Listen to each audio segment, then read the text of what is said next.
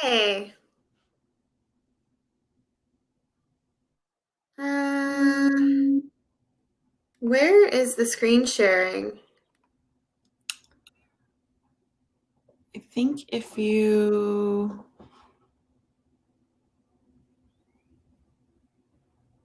hit that little thing with Oh, the line through it, and then you can share your screen.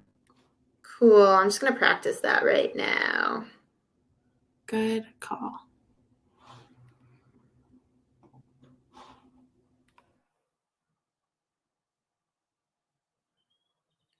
Chrome tab. There we go. All right. Cool, it works.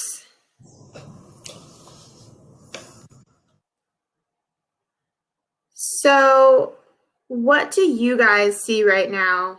I just minimized the screen.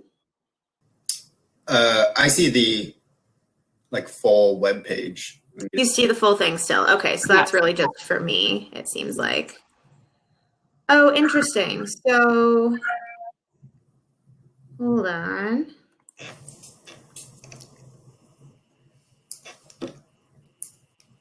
Oh, but I'd still have to click back and forth to go through it. Can people see and hear me? Hi, Heatherson. We can see and hear you. Can you guys see and hear me? Yes, ma'am.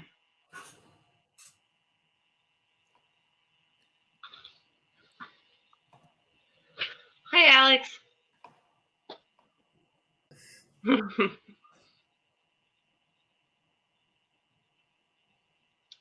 Yeah, I'm glad we have time to mess with this. Definitely. Let me see full screen. So then, Katie, where do we, since you guys did this yesterday, where will we see people? Can we see people entering and leaving or just through the chat? You can see it through the chat, Andrea. That's it. It will tell you oh, this person entered or this person left. And then you can click also on people. Oh, okay. See who's in there. And you guys, I know I'm not presenting, but this is the only way I could join. So, and I didn't want to miss it. Oh, well, Sandra, definitely you should be part of this and to answer questions and all of that. Yeah, I'll be happy. I'll be happy to answer questions. Do you want to say anything from any of my slides? No. I'm good. Just wanted to offer. You will do a great job. No, thanks.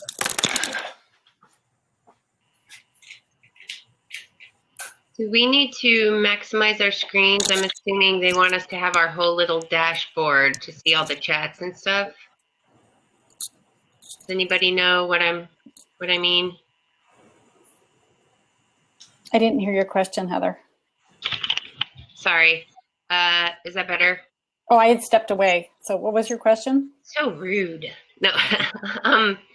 I have the whole hop-in dashboard thing up where you can see the chat and people. Are we supposed to leave it that way, or is there a full screen? Does anybody know? I don't think there's a full screen. I think that that's just what it's going to look like no matter what. Okay. Yeah. Ends. Because even I can still see that too whenever I have the hop-in tab open, but I'm going to have to be. It's I guess whole those. conference.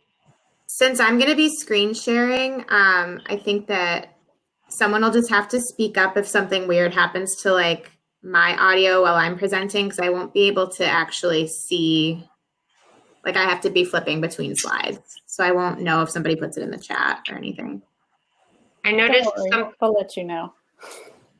I noticed something that I don't know if other people are like me, but I always want to know little things like this, that at the bottom, the little microphone is to mute yourself, and the one at the top right, which is what I normally would have clicked, is to mute it for everyone. Oh, gosh. Thank you. So, yeah, sorry, that's something I would have clicked, and then people would have heard me coughing or whatever I was doing. I would have definitely done that.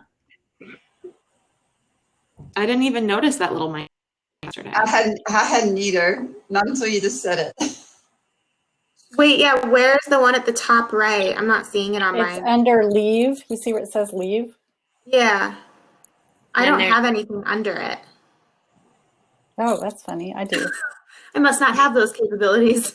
Also, I'm noticing that for all of you guys in your picture, I see this big red circle with a line through it, but I don't have it on mine. What is that line for? Oh, remove Have it this on- person from stream. Oh, Oh. because I think we don't have it for you. Don't have it for yourself. Like I don't have it in mine, but I see you have one for me, so I can remove you. There's a lot of power here. oh yeah, the little. Okay, wow. They kind of made all of us moderators. Yeah. Hi, welcome, Amalia. We've had someone who's joined. Amalia, are you the one who's going to be our brand new farmer starter?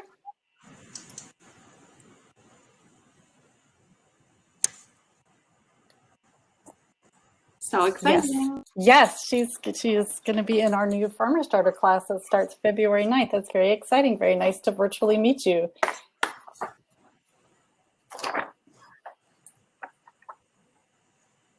Heather, I saw one more thing. I don't know if it's helpful. At the bottom strip where you can mute yourself, there's a little screen with a cross through it, integrations used. So I'm assuming if you want the slides included, you have to take that little slash off. I'm guessing. You should be able to see the slides right now. I can. I'm saying if you want your slides included in the recording, I believe you have to, if you hover, you'll see the explanation. Yeah. So once I'm sharing, the only option I have is to stop sharing. So I'm just going to assume that it is recording now that we've got it up there.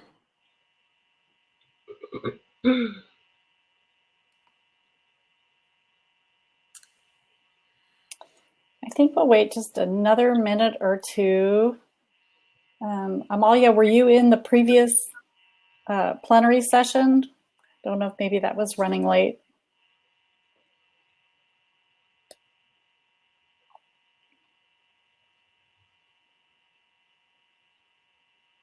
Otherwise, I think we should get going. I just want to make sure that everybody has, whoever's not talking, everybody has their audio on mute also, so that we don't get a feedback thing happening.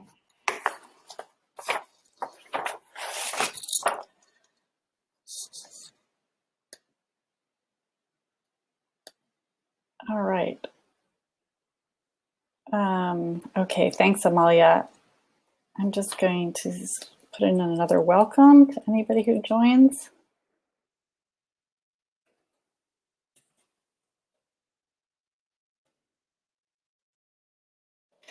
Okay, let's get going. For the sake of time. Welcome, everybody. Thank you so much for participating in our panel, Pivoting Food Access in a Pandemic in Austin and Travis County. I want to talk a little bit about the structure of the session and how it's going to work. FarmShare will start with speaking about our Fresh for Less food access COVID pivot. And presenting will be myself. I'm Andrea Abel, Executive Director of FarmShare, and I'm also on the Austin Travis County Food Policy Board, and Heather Hellman, who is FarmShare Austin's Food Access Director. We're then going to move to a conversation with one of our Fresh for Less customers who is going to be sharing her lived food access experience, Heather Sin. Following that, the UT School of Public Health will be presenting their findings from their qualitative interviews with our Fresh for Less customers, and that will be Katie Janda, who is a postdoctoral fellow with the UT School of Public Health, and Sandra Vandenberg, who is the Associate Director of the Michael and Susan Dell Center for Healthy Living at the UT School of Public Health. Then we're going to do a pivot of our pivot, and Alex Mace, who is the Food Access Manager with Sustainable Food Center, will be speaking about SFC's pandemic pivot for their annual Farmers Market Nutrition Program, FMNP, their WIC voucher program. We'll have some questions at the end, so please feel free to put your questions in the chat box, and I'll be monitoring them as we go along. I want to point out in this session that in our FarmShare and Fresh for Less program, we really are focusing on food access versus emergency food. And that is, we our mission is providing a regular, weekly, affordable, accessible source of high quality, culturally appropriate food for our community. Next slide, please. Some of you may have seen this slide in some other presentations. I believe this was put together by Katie and I lifted it. The red arrow shows you where FarmShare Austin is located. The entire area is Travis County. And you can see that the blue and shaded area is generally referred to as Austin's Eastern Crescent, which I'm sure you've heard talked about the last couple of days. The hash marks show a concentration of poverty over 15%, and the stripes show zip codes predominantly BIPOC, and then the blue shows incomes under 70,000. Next slide, please. The Office of Sustainability with the City of Austin put together in their food environment analysis these food environment determinants. So they identified 4 primary barriers that contribute to food access barriers and really impede a community's ability to thrive. So this is low proximity to healthy food retail, lower household income, fewer mobility options, less healthy food availability. And then if you look, the darker shading on this map indicates more of those barriers. Next slide, please. Just a little bit about FarmShare. It's a picture of our farm and one of our farmer starter classes. At FarmShare Austin, we teach adults how to farm. We share the bounty of the farm through our food access programs, and we connect new farmers with land. And I'm going to hand it over to Heather Hellman. All right. So just to give everybody a little bit of background about our food access work, we have 2 distinct food access programs, and those are the Fresh for Less mobile markets and the Fresh for Less curbside delivery. You can see a mobile market pictured left and sort of part of what curbside delivery looks like pictured on the right. These programs increase food access in neighborhoods facing socioeconomic and geographic barriers to fresh, healthy food in Austin's Eastern Crescent, as well as Del Valle and Bastrop County. Both programs carry a variety of local seasonal produce from both our farm and other local Texas farms, as well as items like local honey, local eggs, and healthy grocery staples such as pasta, rice, beans, cooking oil, chicken broth, and a lot more. And this variety is really there so that our shoppers can purchase everything that they might need for a healthy meal all in one place. About half of the produce that we sell does come from our own certified organic teaching farm. So here you can see the markets, and the Fresh for Less mobile markets are small in-person markets operating once per week for 2 hours at our market host sites. Some examples of host sites that we've worked with before are YMCAs, churches, schools, pictured is a market at a VFW hall, and other places like community health clinics and affordable housing sites. All of the markets feature in-person recipe sampling and nutrition education outreach, which is conducted by our partners over at Sustainable Food Center. All of the items sold at the markets are sold at reduced cost, and all of them are SNAP eligible. And our SNAP customers are also able to participate in the Double Up Food Bucks program, which doubles the value of their SNAP benefits when purchasing fruits and vegetables. The market experience is designed to be similar to that of a conventional farmer's market, really just because we've got, fresh, high quality products displayed in a visually appealing way, and then also with the addition of those healthy grocery items. And the markets are operated by FarmShare staff and often also with the help of a community volunteer. And all of our market staff and volunteers are bilingual in both English and Spanish to better accommodate our customers. So in early March 2020, we were operating 13 mobile markets, and we were on track to open another 2 sites within Travis County. However, COVID-19 really required us to rethink the way that we could safely provide healthy food access points in the communities that we are serving. And so Curbside Delivery was born. Fresh for Less Curbside Delivery has been our solution to this challenge since late March 2020. With curbside delivery, we're able to provide the same affordable, fresh, local produce and healthy grocery items to our customers, this time via an online ordering platform and free home delivery. And this program still accepts all forms of payment, including SNAP and Double Up Food Bucks, and we offer pickup options for individuals who might live outside of our delivery zone, which prioritizes the zip codes originally served by our mobile markets. Curbside delivery customers also receive nutrition education packets and seasonal recipes from Sustainable Food Center, as well as information on how to access bilingual video content about how to prepare healthy meals. Andrea is going to be covering some of the broader successes and challenges of curbside, but overall, we are really proud of this COVID pivot.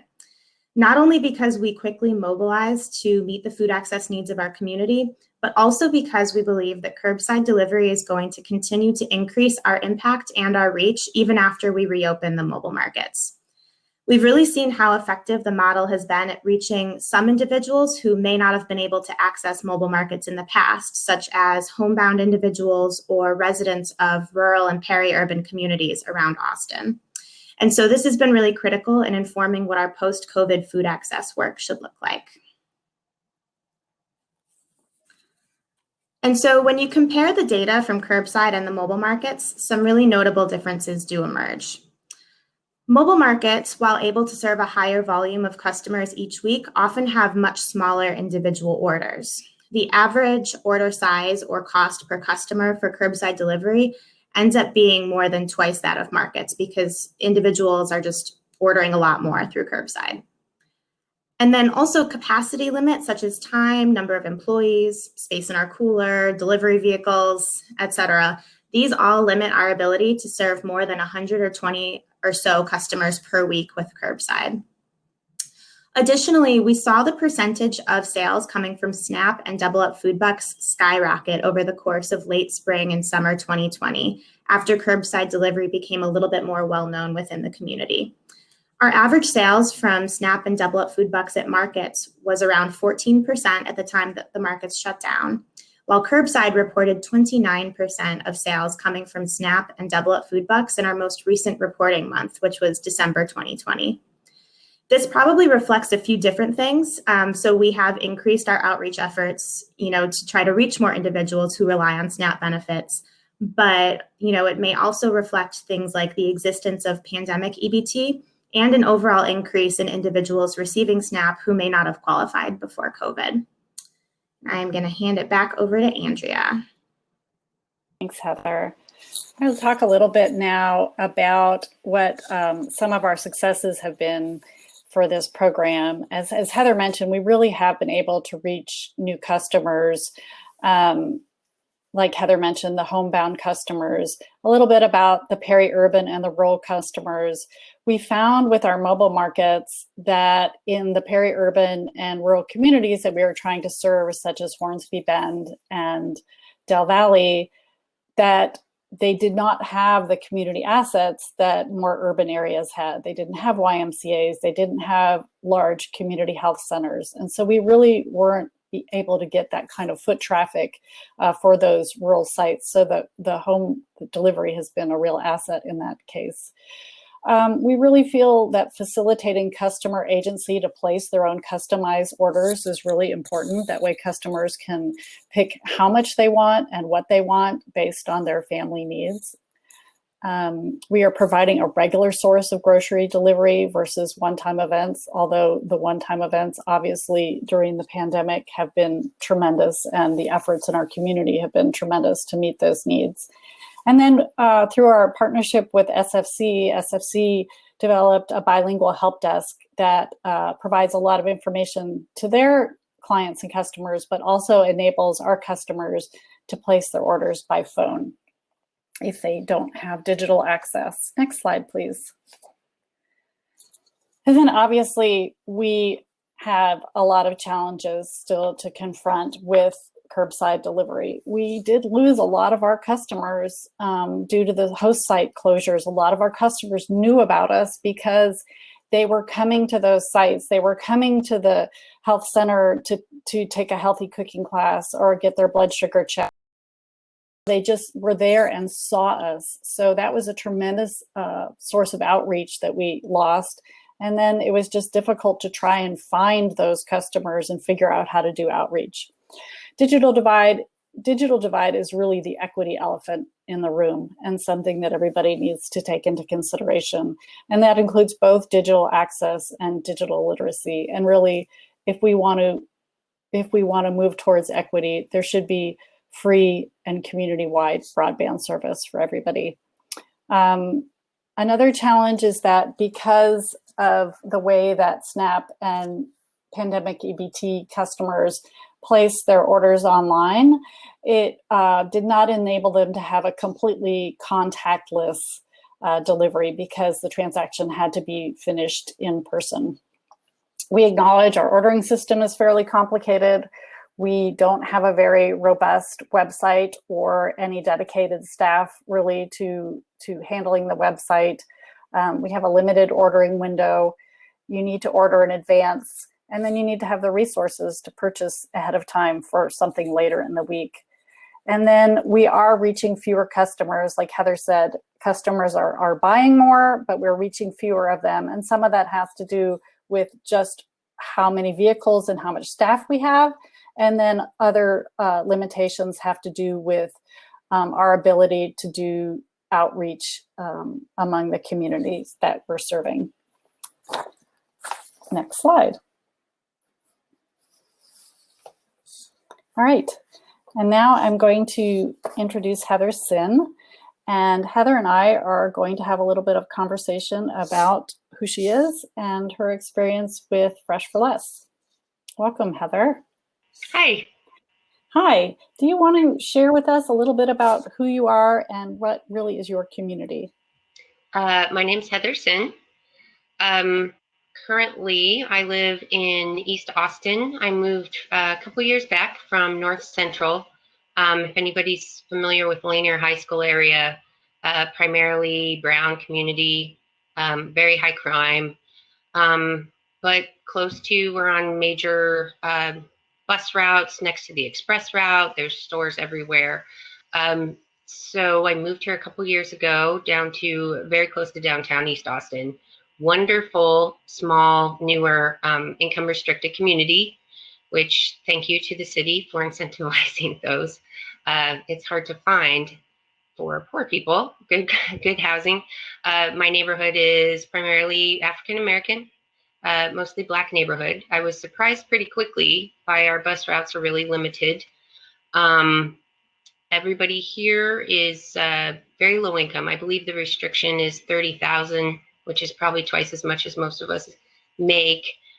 Only about half of the 22 units, maybe half, have access to a vehicle, have a vehicle. A lot of disabled people. My story was that when I came in, I was one of the lucky ones with a vehicle.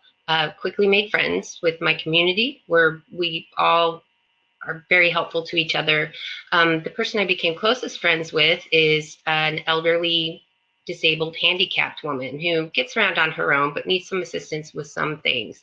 And I became also her errand runner, would take her with me to the store, things like that, which then all changed and led into me finding Food Share in this summer. I was in a really severe car accident that left me in a wheelchair for a few months, and actually just now, after 5 months, I'm just starting to walk without assistive devices.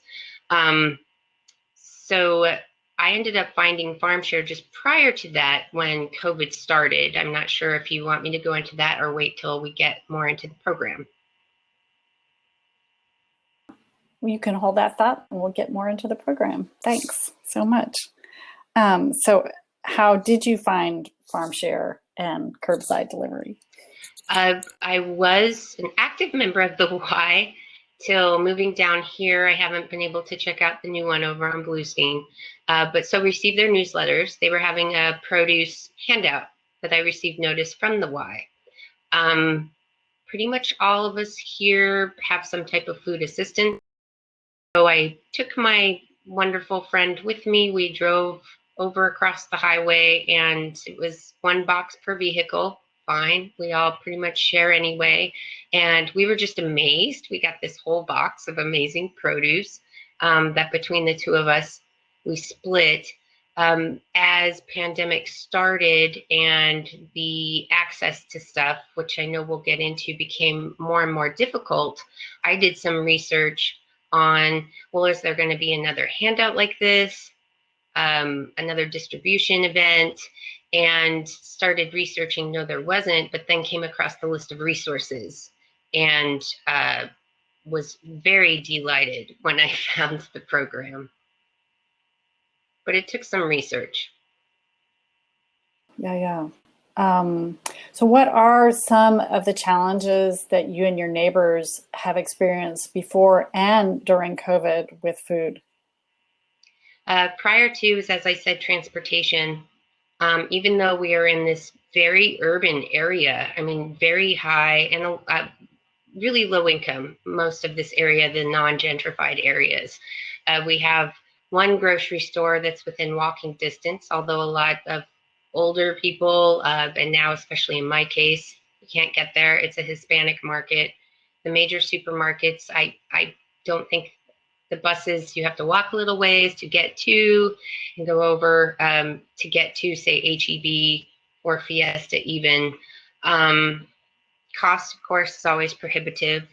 I know a lot of my neighbors end up using their EBT benefits, their SNAP benefits, for their fresh produce, and then go to the food bank. In fact, my building next door, 3 ladies pile in the other lady's vehicle, and they all pitch into gas, and they go to the food bank. And our community is wonderful enough, though, that they get a bag of walnuts. They don't like walnuts. They show up at my neighbor's house who loves to bake and say, "You want walnuts?" And we go, "Heck yeah, we want walnuts." So it turns into that. So cost, transportation, availability. COVID then changed everything. My dear friend who I've spoken of moved to a 55 over community like a mile away, another city, wonderful little teeny community. And I started looking for her, very high risk, other people very high risk delivery options. At the start, you know, we were in a very limited bubble. It was do not leave your house. And even though we're in stage 5 back then, people were actually honoring it. I started looking, even though I had a vehicle, for options for her. There was no delivery. Services that would cater to her, such as Meals on Wheels, they actually started utilizing a wonderful service. They were instantly flooded. They had a wait list of hundreds of people. And that was in May.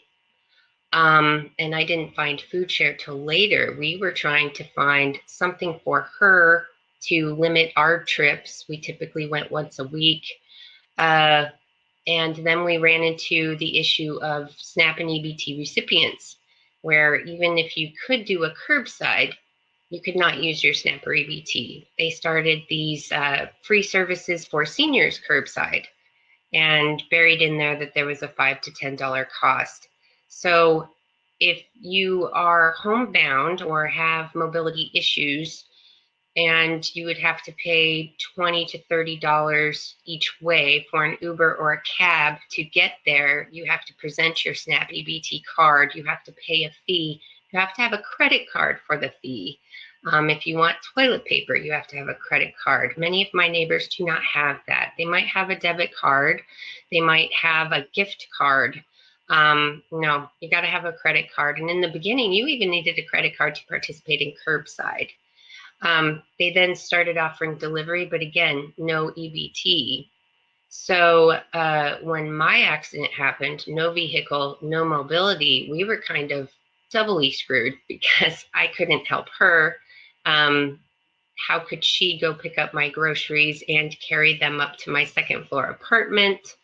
And if you wanted to have somebody else do it for you, you had to find somebody you trusted with your card and your PIN. It was really difficult. And so then I had already found FarmShare and started looking more, and holy cow, they did EBT and delivery. And we were over the moon. I forgot to mention too about going on your own. Like now I'm able to participate in paratransit, metro access. Well, there's a limitation even then if you can get to the store. If I'm in my wheelchair, you have to be able to carry what you're taking, like in your lap. So I would have to take a trip. You have to reserve in advance, 30-minute pickup window. You have to be there an hour. I can get one bag, bring it back. With my walker, if I ask for a van, I can get maybe 2 or 3. And typically they're very nice and would be willing to carry up the stairs. So, I mean, even when you have that resource, you're still very limited. So, yeah, once we found FarmShare, it was amazing because otherwise, how do you get there? How do you buy it? How do you do it? And then it's really made me appreciate that this isn't just COVID. My friends and neighbors and community who I dearly love, but I've never been in their position, are dealing with this all the time.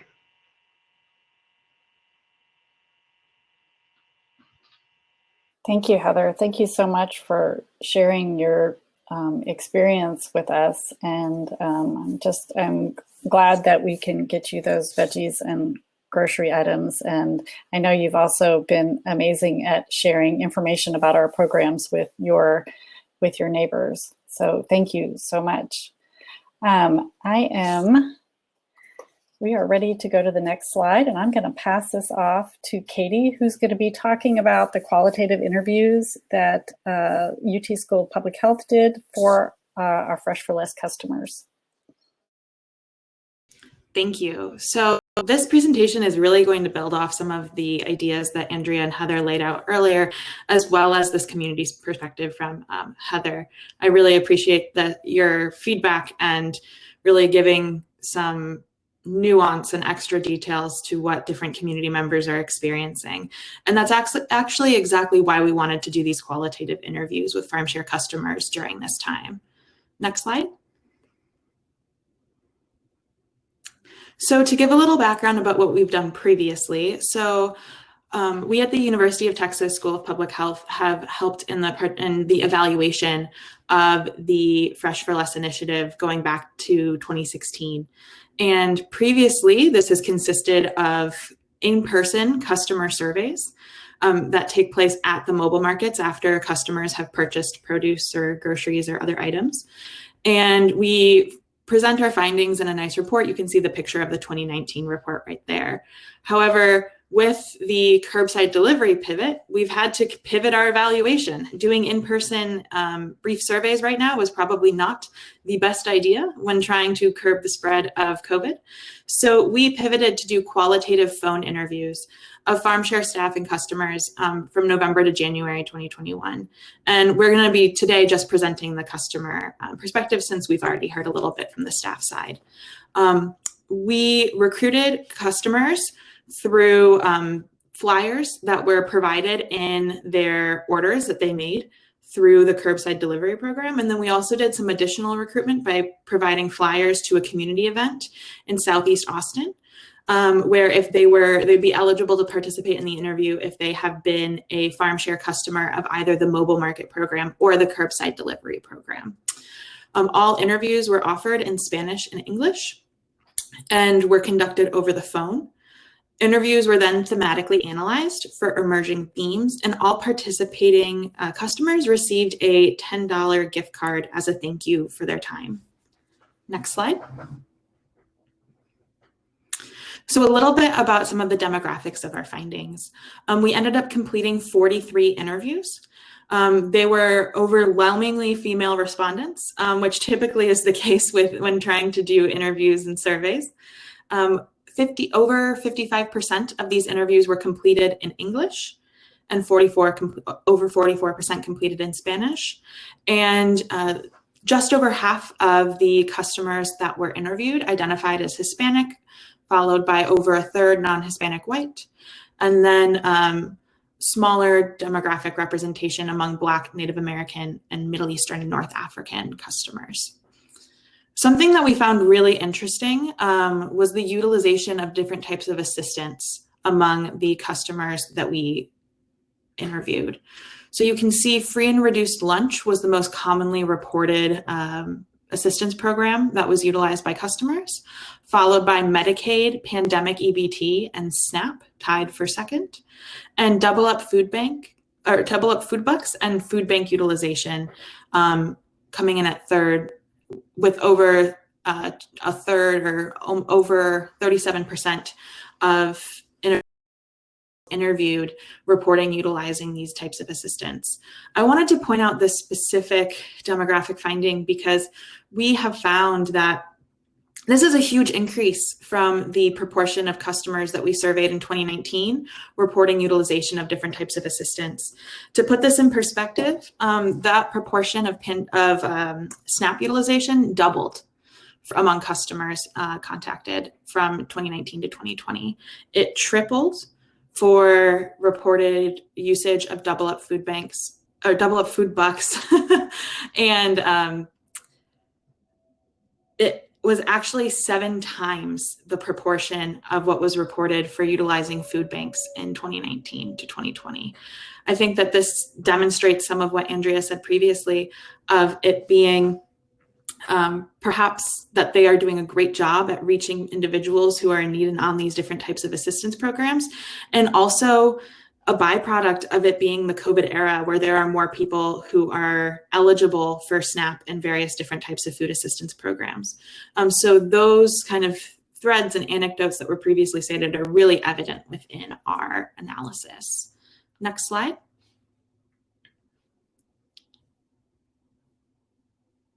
So to get into some of the meat of what we found in these interviews, there were 3 major themes. One was that the customers were very satisfied with both the Fresh for Less curbside delivery program and the mobile market program.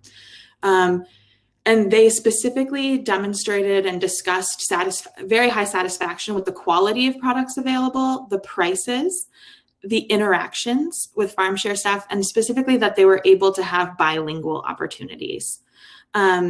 They also appreciated the convenience and safety of online ordering and curbside delivery, and that the delivery program specifically, as well as the markets, accepted SNAP and double up food bucks, and that with the delivery program, they also accepted pandemic EBT, that there was no minimum purchase limit. It did not require a credit card, and it had free delivery. I'm touching on some of those points that Heather just mentioned as well. Next slide.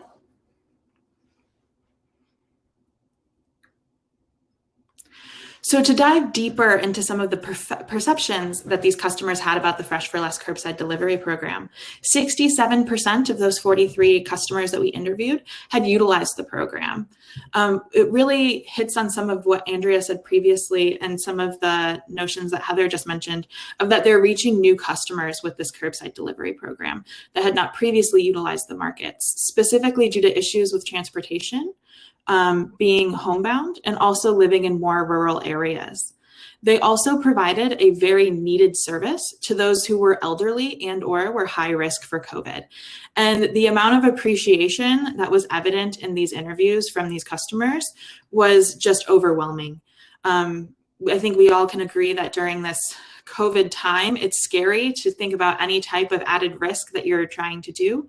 And so this service really provided a much needed opportunity for individuals to have access to fresh, local, affordable food while minimizing that risk. They also mentioned some of the issues that Andrea discussed with the online ordering system, and some wish that they could even order more often because they were so happy with the options and availability of different products that the Farm Share Curbside Delivery program offers. Next slide.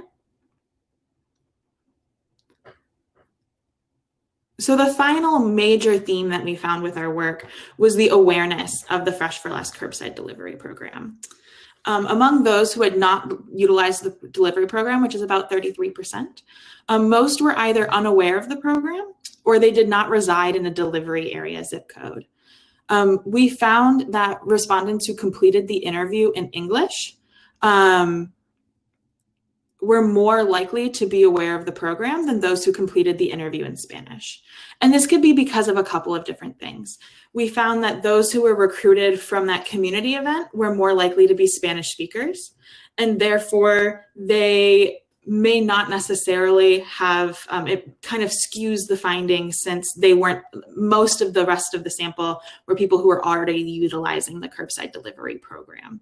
This also could be due to differences in the aforementioned digital divide that we discussed, where specifically individuals who were Spanish or completed the interview in Spanish were less likely to have consistent access to internet and less likely to have consistent access to a computer.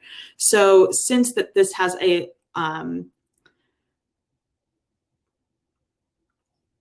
since this needs an online ordering system, and there's also the hotline provided, there are some factors that could be contributing to this lack of awareness among individuals who don't have consistent digital access.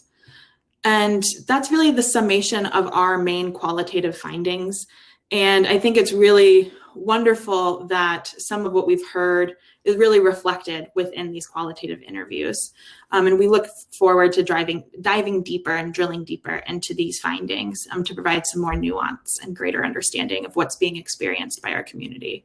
I think with that, Alex is up next. Actually, I'm going to jump in here, Alex, just for a sec and take the liberty of the moderator to just do a quick follow-up. Katie, thank you so much. I wanted to ask a follow-up question of Heather Sin because we didn't get a chance to touch on it in our earlier conversation. And she just really wanted to share a little bit about what Curbside has meant to her and to her neighbors. Yes, thanks. It's actually a lot of what you just said, Katie. You touched on all of it, and I was super pleased actually to do the UT, and my friend was also interview. Liv was wonderful, who did my interview. I was just going to say, yeah, that the benefits it's provided are not just access to the food. I mean, the quality we get is amazing. Farmers market in my former life, I was able to occasionally afford that, but especially when you add in the double, we get very excited when our Friday window of delivery opens. You know, we're on the phone going, "Oh my gosh, did you see they have colored cauliflower this week?" The interaction is wonderful. My driver, the accommodation, they're able to walk up the one flight of stairs for me. I think one of the best things, though, that is really touching to me is the dignity it allows. Because even though ideally, and especially advocates say, well, poor people, disabled people, they deserve the same as everyone else, we don't. I mean, we know our place. We know that we don't deserve that. And the dignity that's given is, it's touching. And I'm sorry, it makes me emotional every time. It's and people have been so wonderful to get this quality we get, the variety we get of all kinds of things. And like you had introduced, it's not just produce. We get local free-range eggs. We get staples of a very high quality organic foods that are so important to us. And the follow-up is of how excited I've been to share it with my neighbors, the digital divide that, and most of my neighbors and the people at the older community either do not have a computer or internet access. They have a phone. They know how to play Candy Crush, but they are very intimidated to learn that.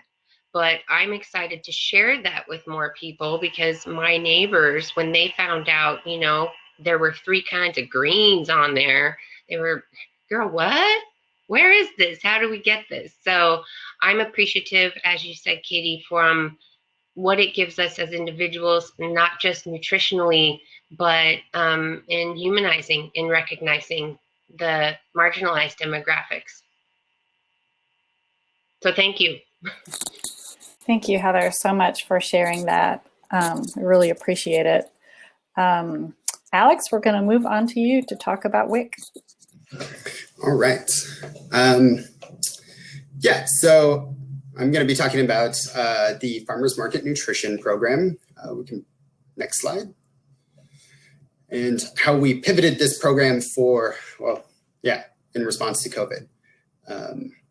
So just a little bit of background. The Farmers Market Nutrition Program is a seasonal, one time per year federal nutrition benefit that's available for WIC recipients. There is a seniors version of this program, but it isn't offered in the city of Austin.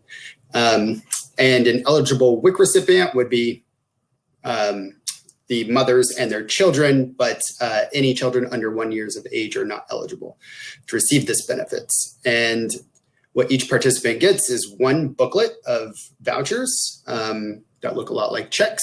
They're worth $6 each, and the whole booklet is worth $30 total. And they can be used to purchase fresh local fruits and vegetables only at participating markets. Next slide. So the traditional program design for this, or the way it would work, is a WIC recipient would visit a participating market, bringing some documents and from their WIC appointments, their shopping list, and their EBT card. A market associate would verify their eligibility through those documents, and then issue booklets for each person, for each eligible person on their benefits. And then they would explain how to use the vouchers, the different, rules and policies with it. And then the WIC recipient would go about shopping at the farmer's market using these vouchers. Next slide. So with the start of the pandemic, though, there was a very clear understanding at the very beginning that we would need to make some pretty major changes to how we do things.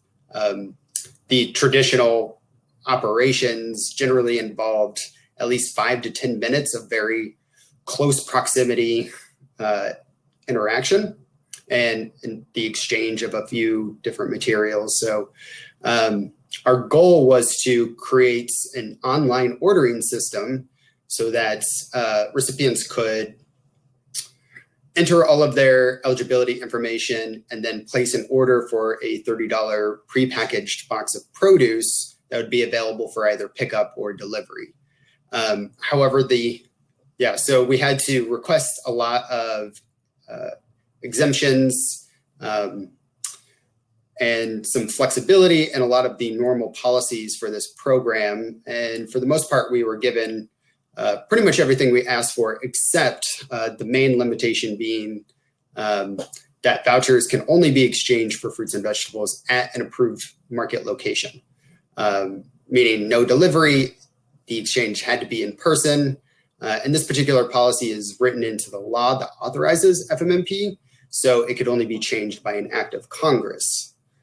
Next slide.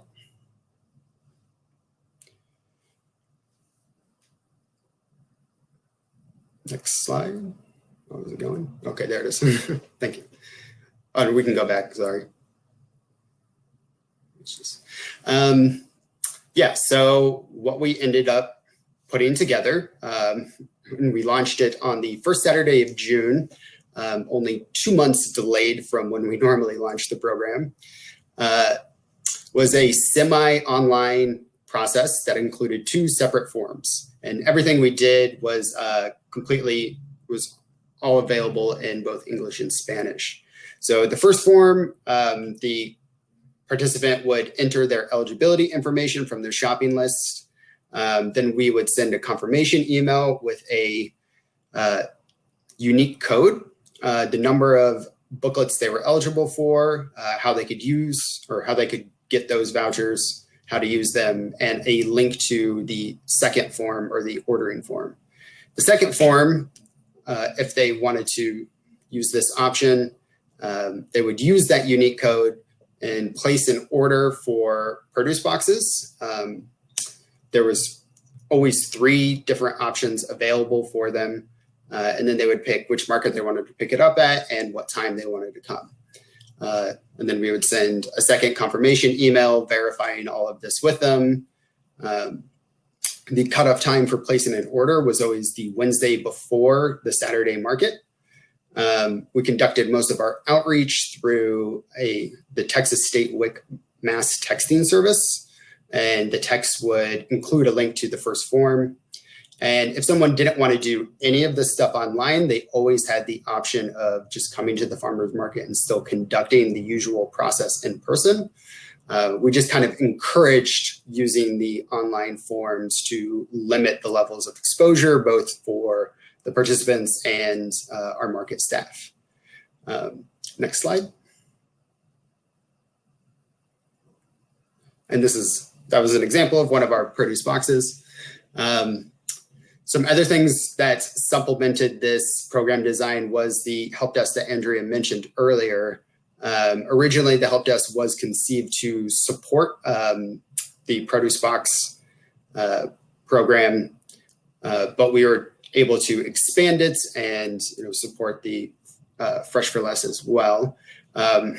We just used Google Voice to do this, but there was a lot of limitations in that because Google Voice isn't really a service that's designed for that. And it was always staffed by our bilingual promotoras.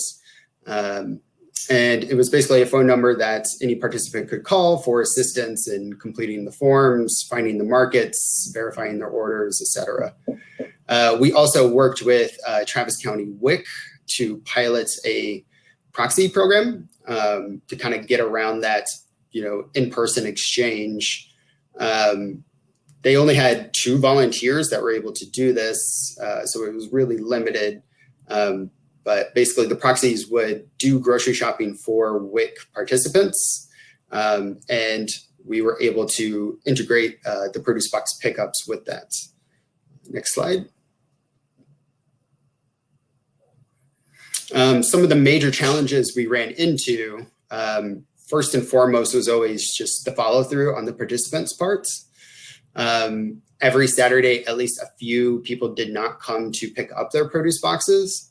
And the issue that caused was we still owed the farmers payment for those produce boxes, regardless if they were picked up by a participant or not. And we had very limited safety net funds to kind of cover those unclaimed produce boxes. We were able to redistribute them or resell them through another food access project that we had going on.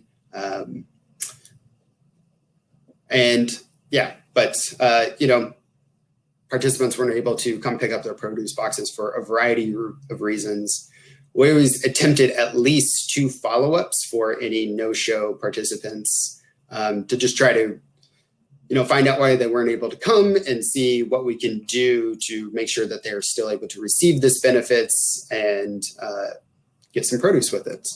And just to kind of echo a theme in this panel, there was lots of challenges with just the online ordering platform. I think it's already been talked about a few times, but yeah, just moving, there's a technical learning curve for many of the participants, and even just on our staff side, because none of us are very tech savvy people, so trying to build a whole online platform was a big challenge for our staffing alone. And the back-end processes for managing these forms was very time consuming. It was all managed by a single person, me. So at least half of my week, every week, was spent just clearing through these forms, and the hundreds of entries we would get on a weekly basis. So there was a lot of time delays. Somebody would submit a form and then not hear anything back for a few days. And then the marketing and promotions. The WIC clinics closing really limited our ability to reach a lot of participants. For years, that has been our primary way of promoting this program, is during those one-on-one sessions between a WIC nutritionist and the participant. So that being taken away from us made it difficult to reach any eligible WIC recipients. And then the means that we did use, the state mass texting service, all of our requests had to go through Texas HHSC.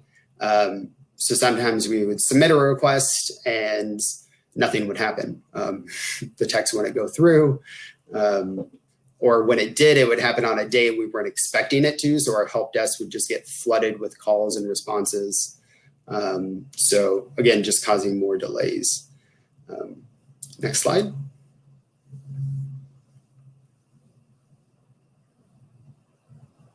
Yeah, and so these are just some of our final outcomes with this, you know, as they compare to 2019, which would be considered a regular program year. So we only reached about a third of what we normally would in our outcomes, but we still, you know, there was many regions and cities in Texas that also offered this program that weren't able to offer it at all. So just it being available, period, we felt was a very big success on our end. But the biggest takeaway, or I would say the biggest win from all of this, was actually in our redemption rates. Usually we average around 70%, and actually, yeah, in the voucher redemptions. And this year we were over 90%, which is just, I don't know, normally pretty unheard of for a program in any part of the state. So, and around 75% of our total sales for the program occurred through the produce boxes. So, yeah, that's all I have on this. Thanks so much, Alex. I really appreciate it. I want to open up if anybody that is listening has any questions for us. I do have one question from Stephanie Lane that I want to pose, and I think this is mainly for Katie and Sandra, and then Heather and I might have some things to add. Stephanie has said, I see many marginalized groups included in this data, which is awesome. However, I don't see elderly as a marginalized group who have incredibly huge inequities for food access. It would be impactful if we could start recognizing this group as a unique group with experiences, unique inequalities, and barriers to food access. And 100% support and agree with what you're saying, Stephanie. I didn't know, Katie and Sandra, if your data collection has age in it.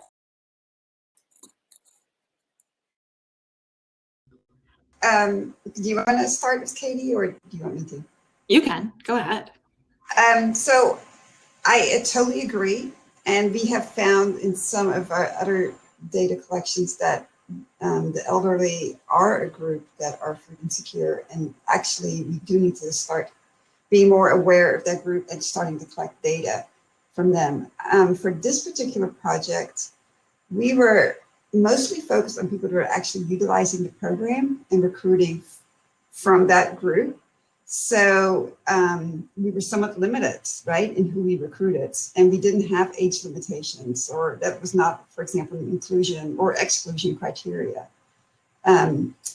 So we were, again, we'd love to include the elderly in our data collection. We were limited by the customers to farm share programs for this particular project. In your annual evaluation, though, of the program, you do ask age for the data, correct? Yes. Yes, we do. We have in previous evaluations of more of the quantitative customer surveys, and then we also have an age question in these qualitative interviews that we presented, which is how we could kind of determine that there was this like extra level of appreciation among seniors.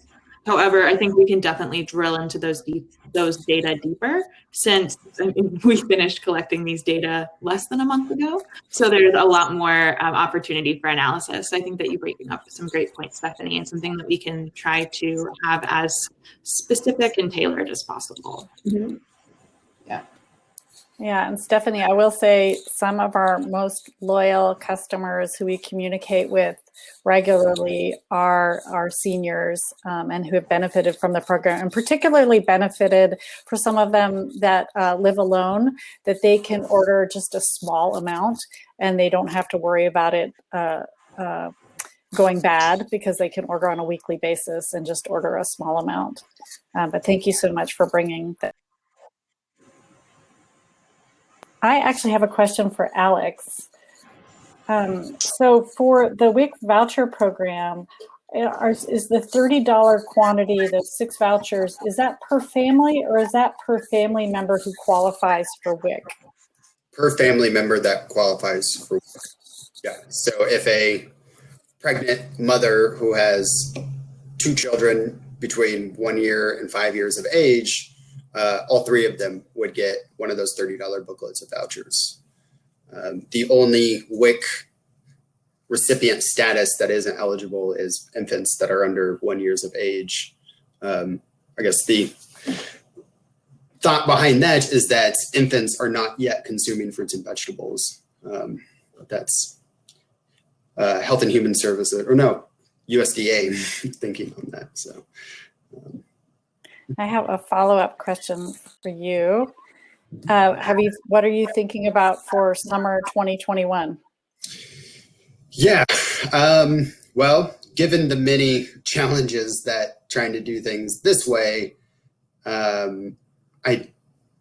this point or at this stage, we won't be doing this produce box process again. But I think this year we are going to encourage farmers at the farmers markets to provide pre-assembled produce boxes like this that are worth that $30 value, to bring them to the market with them, so it can still be a quick in and out process for them. Yeah. But for the most part, things will return to the traditional means of operations for this program. Alex, any other panelists have any other questions for other panelists?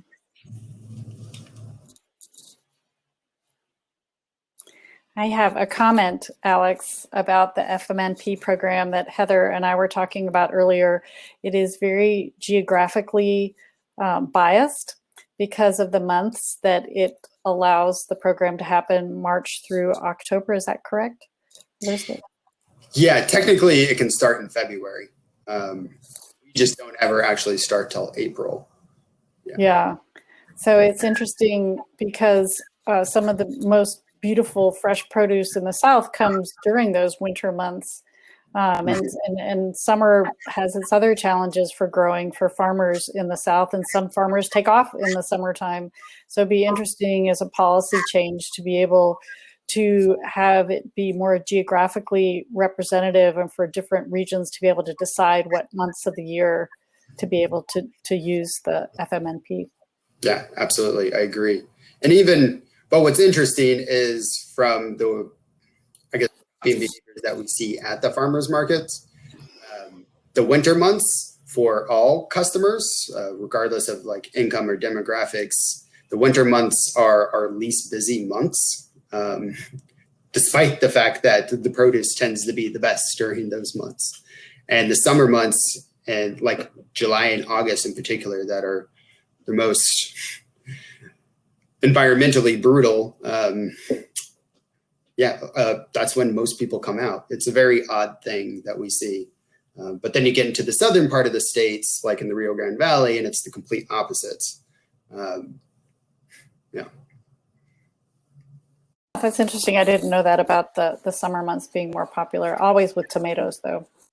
Well, I want to thank everybody for participating on this panel, and thank you to everybody who has been watching us. We really appreciate it, and our contact information is all up there if people all want to get in touch with us, and enjoy the rest of the conference. Thank you very much. Thank you. Hey, panelists, if we could switch back to the first slide, I want to get a screenshot.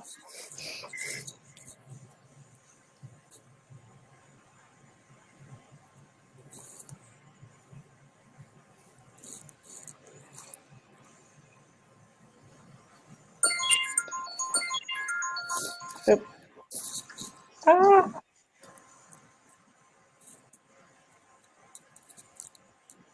Give me just a sec. My timer went off. Okay. Thank you, everybody. Thank you. Bye. Thank you. Bye. Bye. Thanks, everyone.